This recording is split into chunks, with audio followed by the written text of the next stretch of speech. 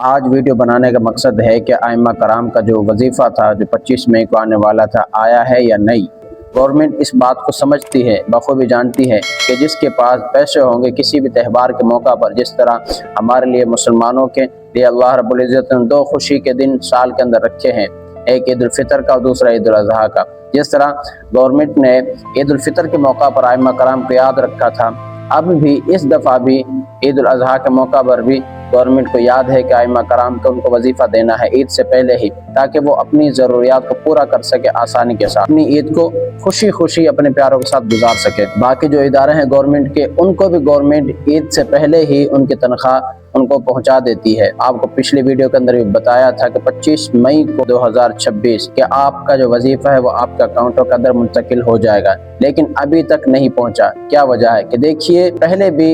ائمہ کرام کا جو وظیفہ تھا ٹھیک 12 بجے کے بعد ان کے اکاؤنٹوں کے اندر منتقل کر دیا جاتا تھا، تو آج بھی انشاءاللہ آپ امید رکھیں 12 بجے کے بعد آپ کا وظیفہ آ جائے گا۔ اگر نہ آیا تو پھر عید کے بعد 8 تاریخ کو جو پچھلی ویڈیو تھی میری،